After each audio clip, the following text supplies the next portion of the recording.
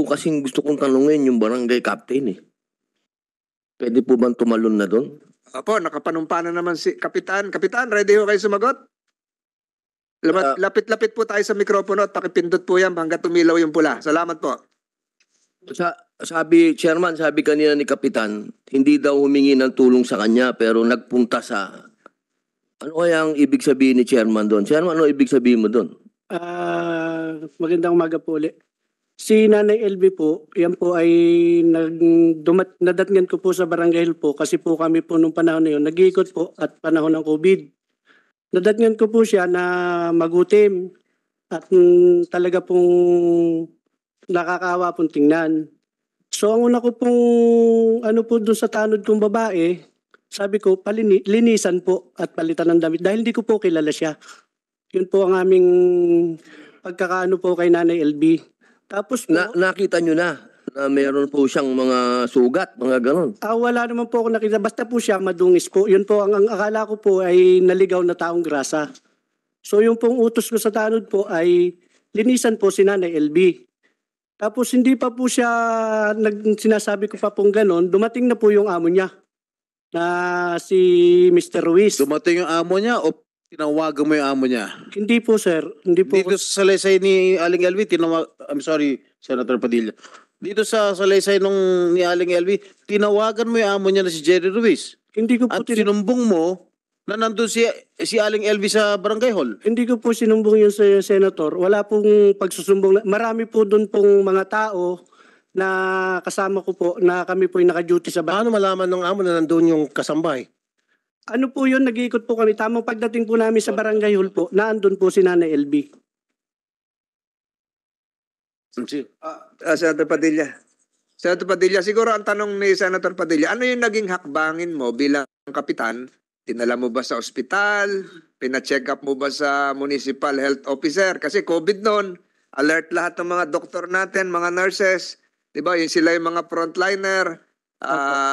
May paningin na ba ho siya noon o bulag na? Ano hong tulong natin? Kasi sa batas po ni Senator Estrada, yung kasambahay lo, nakaregister lahat yung mga kasambahay sa Barangay Hall. Wala po Mr. Chair, pwede natin tanungin si Ma'am LB. Ma'am LB. Sasagutin mo pa yan, ha? Ma'am LB, sabi niyo po na pumunta kayo sa barangay at nagsumbong, tama? Opo, totoo po yun. Sino pong sinumbungan niyo? Mga kasama niya po doon. Tapos nandun po siya doon sa loob ng City Hall. Nasa loob. Sinabi niyo po na sinasaktan kayo, kaya kayo nandun sa barangay. Opo, sabi ko po, ipakicheck po yung gamit ko dahil aalis na po ako doon. Nakatakas nga po ako. Doon nga po ako pumunta sa kanya. Okay. So nakatakas kayo. Sinabi niyo sa kanya nakatakas ka. Daladal mo yung gamit mo at sinabi niyo rin sa kanya na sinasaktan ka ng amo mo. Tama? Opo, sabi ko po, pakicheck yung gamit ko. Baka po sabihin ng amo ko. Nagnakaw. Na nagnakaw ulit ako. Tama. Okay. Tapos, napakasinungaling mong tao ka. Sarap mong... Alam mo, napakasinungaling mo. Gusto mo, ilay detector test ka namin, payag ka. Sige, pag lumitaw na ikaw ay nagsinungaling sa lie detector test, kukulong ka agad namin dyan sa baba. So, Good. Pakibukas yung mic. Yun naman po, sir. Alam nga ba naman magsisinungaling to si Ma'am LV? Anong reason para siya magsinungaling? Ikaw may dahilan ka para magsinungaling kasi tumawag ka sa amo tapos for all we know, baka bayad ka sa amo, baka sinuhulang ka ng amo. Ay, yun po, sir. There's no reason why she would be lying here. Alam mo, Chairman, kung nasa matinong pag-iisip ka, kung tama ka, patas ka, the first thing you should have done is pa-check siya sa doktor, tawagan mo si HR, tawagan mo PNP, sabihin na meron dito mukhang kawawa na kasambahay at tumakbo sa kanyang amo, ang kanyang reklamo ay sinasaktan siya, etc. Yun dapat ginawa mo. Ang ginawa mo, sinurrender mo siya uli sa amo, napakawalang hiya mo. Sir, excuse po sir, hindi ko po isinorender po yan at lalong hindi po ako tumawag sa amo niya. Kasi ang nangyari, naibalik siya uli sa amo niya. Kasi kung ganong sitwasyon, kung sa akin yung kung ako si barangay chairman, may dumating sa akin kasambahay, kaawa-awa yung sitwasyon, madumi, sabi mo parang taong grasa, ipapacheck ko muna sa ospital, hindi ko muna payagan na sumama sa amo.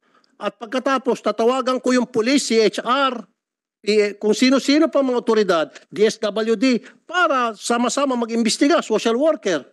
Ang ginawa mo, pinayagan mo makabalik ulit sa kanyang amo.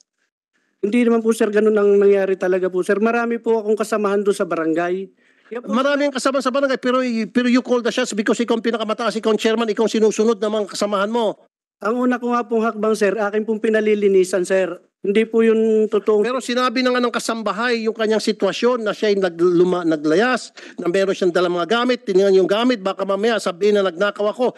You didn't do that, right? Hindi po, wala pong nasabi si Nanay LB sa totoong buhay po. Sa totoong buhay, bakit siya magsinungaling? Ay, Bakit siya pumunta sa barangay? Ibig sabihin, pumunta sa barangay, naligaw lang? Basta na pumunta sa barangay dahil namamasyal? hindi nga po namin... Anong reason ba siya pumunta sa barangay? There should be a reason bakit yung isang tao pupunta sa barangay. Ikaw, alam mo naman dahilan kung bakit ang isang tao pupunta sa barangay, di ba? Bigyan mo a reason. Okay, masalita ka. Anong dahilan bakit, kunyari ikaw, ako si chairman, bakit ka pupunta sa barangay? Ang ano ko nga... Hindi, pakisagot lang. Bakit ka pupunta sa barangay kung ako si chairman tapos ikaw yung kabarangay ko? Alam ko po, may kailangan po. Pero po hindi... Exactly. Kaya ka pupunta sa barangay dahil meron kang kailangan, meron kang isusumbong. Therefore, tama itong sinasabi ni Ma'am Elby, kaya siya pumunta sa barangay dahil meron siyang kailangan at yung kailangan na yun ay tulong mo. Sir, hindi naman po talaga ganun ang totoong nangyari. Yun po talaga yung nangyari. No, kasasabi mo lang sa akin pupunta ka sa barangay kung ikaw si ordinary citizen at ako si chairman, pupunta ka sa barangay, galing na sa bibig mo na pupunta ka sa barangay, ang isang tao pupunta sa barangay dahil may kailangan siya. Kaya lang, hindi mo inasikaso yung pangangailangan niya, hindi mo siya pinagsilbihan. Inasikaso ko po, sir. Ang una ko nga pong hakbang, pinalilinisan ko po dahil po panahon ng pandemic. Hindi, Kaya nga, matapos mo siya palinisan, sana pinadoktor mo. hindi pa... Sana tinawagan mo yung DSWD, tinawagan mo yung CHR, tinawagan mo yung PNP. Sir, sana po makapagsalita din muna po ako, sir. Papayagan ka, Kapitan. Papayagan Opo. ka magsalita. Pero with the permission of Senator Tulfo. Isa na lang po. Sige po. Kasi, Chairman, hindi mo ginawa yung trabaho mo. Sa magkanong kadahilanan na hindi mo ginawa yung trabaho mo ng tama. Kasi kung ginawa mo yung trabaho mo ng tama, hindi na sana lumala pa yung sitwasyon ni Ma'am LV. Kaya sa lumala dahil sa naging pabaya ka sa iyong tungkulin. Kung ako dito ngayon sa committee, sampahan ka dapat ng kaso. Sir, Dereliction of duty. ayun po naman, sir, ay nasikaso po namin. Hindi pa nga po siya nakakapagsalita. Dumating na po yung kanyang amo. At sinabi po niya na sinusundan niya at nakaalis po sa kanilang tindahan. Yung Di mas lalo nung dumating yung kanyang amo, mas lalo ka dapat magtaka. Saan sinabi mo sandali lang, hindi mo ba sila pinag-uusap? wala naman pong naging reaksyon si Nanay LB. Sumama po naman siya ng kusa sa amo niya eh. Imposible naman yan. Kaya nga siya lumayas tapos sasama ng kusa. Wala pa nga po, Senator, na siya reklamo po sa amin. Mr. Chair, ipaano natin to, lie detector test, and then kapag lumitaw na sa lie detector test nagsinungaling to, ikulong natin sa baba. So kukulong kita. Napakasinungaling mong tao ka. Kapitan, kilala mo ba yung amo ni LB? Ano po yun? May tindahan po sila. Yun lang po ang aming pagkakilala. Pero ni number po nila, wala po kami. Hindi, kilala mo. Kilalo po. Kilalang tao yan doon. Yang kilala po siya na may tindahan. Kilala may tindahan. Nung pumunta si Manang LB ron, bulag na siya ang dalawang mata. Hindi ko rin po ma-sure, Senate Chairman, dahil po, pag ano nga po, ang una ko pong utos sa aking mga tanod, dahil may bowser room naman po kami, kumpleto po kami, pinalilinisan ko po siya. Yun po ang una ko pong naging po sa Nanay LB. Manang LB, nung kayo po ay pumunta kay Kapitan, dalawang mata niyo po ay bulag na o nakakakita pa kayo ng kalahati? Isang mata ko po, yung kanan. Ang Tapos po, kanan po ay nakakita pa. opo. So nakaharap niyo po si Kapitan. Opo, narinig ko po yung sabi niya po sa amo kong lalaki. O Sir Jerry, parang nandito yung sambahay mo, nandito. Tinawagan o magkaharap? Hindi, para pong tinawagan, kausap. Wala po. Kinausap sa telepono, Opo, yung Jerry, yung amo mo. opo. Oho. So hindi totoo yung sinasabi ni Kapitan na kasunod mo na yung amo mo. Hindi po. So Kapitan, Sandali, Mr. Chair. Aling LV, ituro mo nga rito kung sino yung kapitan na kausap nyo. Hindi po makikita po. Hindi nyo makikita. Kilala ko po yung boses. Nabobosesan ninyo. Opo. Pwede mong ilarawan ang physical condition, malaki ba, maliit? Yung naririnig ko yung tanong ng iyong abogado, sa natatandaan mo, yung yan ang itsura ng kapitan na nakita mo no, kahit Yung- isang mata ka, Mataba po siya ng kaunti at yung matangkad-tangkad. kad. Tumayo ka nga kung matangkad ka. Tabangan. Medyo ano ka. Ano ba height mo, LB? Mababa ka, kaya ang tingin mo siguro matangkad yung kaharap mo o Opo. nakaupo ka. 5 po ang height ko. Maliit lang po ako. Wala na talagang vision. Yeah. Totally. The doctor can attest.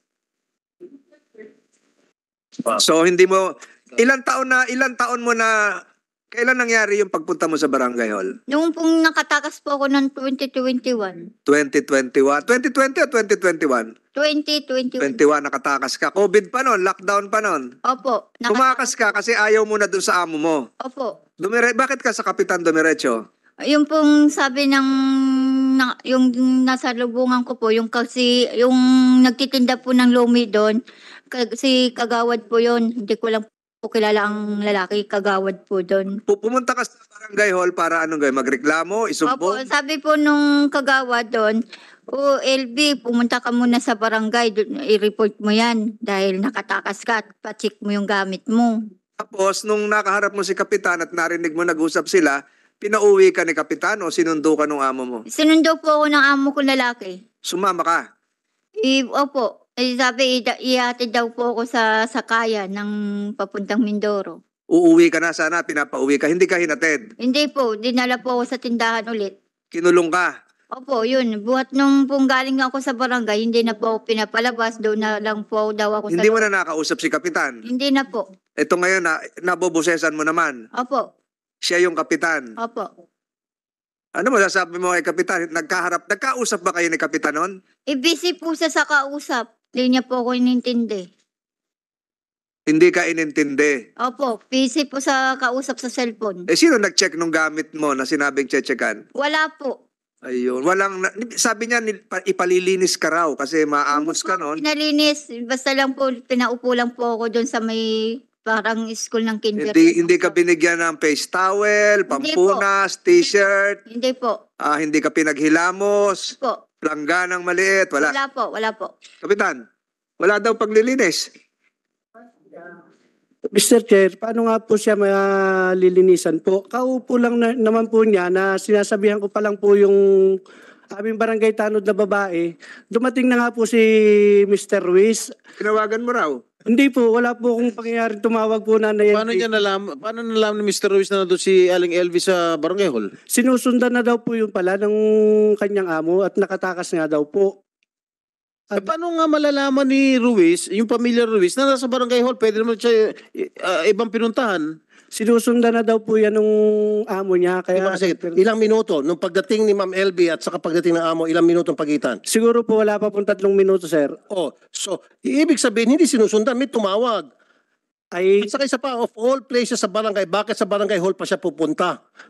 Pwede naman siya pumunta sa ibang tindahan, pwede siya pumunta sa kanto kung saan-saan pang pwedeng tambayan niya o sa paradahan ng tricycle kasi tumakas nga, di ba? Bakit hindi pumunta sa paradahan ng tricycle, paradahan ng jeep? Bakit sa barangay pumunta? Kasi tinawagan mo, ungas ka talaga. hindi ko po yung tinawagan, yan, Senator. Kahit po, Hindi nga, di ba, logic lang to, logic lang. Ang isang kasambay na tumakas, hindi usually pupunta sa Barangay Hall.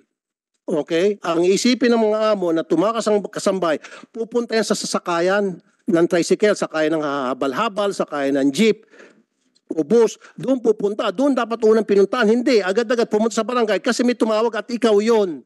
hindi po ako tumawag, Mr. Senator.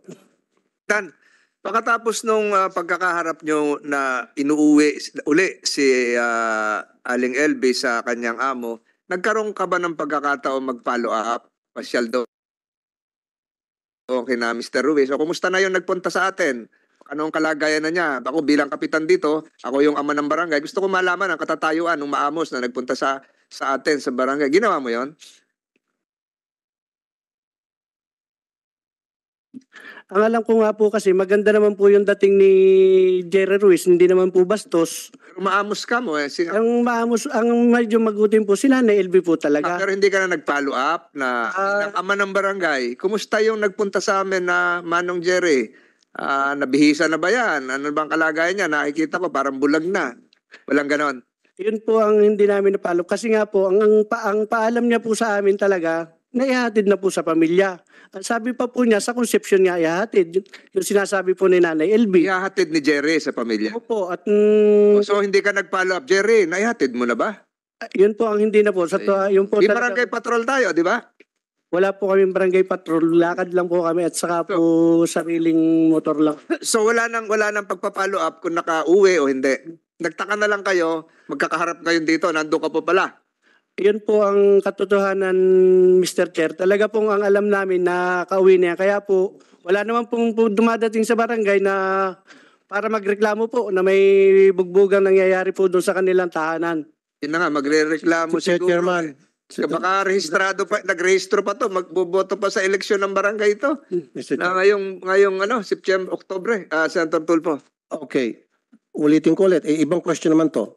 Palagi ikaw, kunyari ikaw sa sitwasyon niya, madalas kang binubugbog ng iyong amo. And then nagkaroon ka ng pagkakataon na para makatakas. Pagdating mo sa barangay, anong unang-una mong sasabihin? Kung ikaw, si Ma'am LV. Hindi, wag na. Sagutin mo na sa akin. Ulitin ko. Madalas ka nang binubugbog, sinasaktan, lahat na ginagawa sa inuuntog ulo mo, tinutusok mata mo, etc. etc. And then, nagkaroon ka ng pagkakataon na makatakas. At nung makatakas ka, pumunta ka sa barangay. Anong unang-unang lalabas sa bibig mo pagdating mo sa barangay?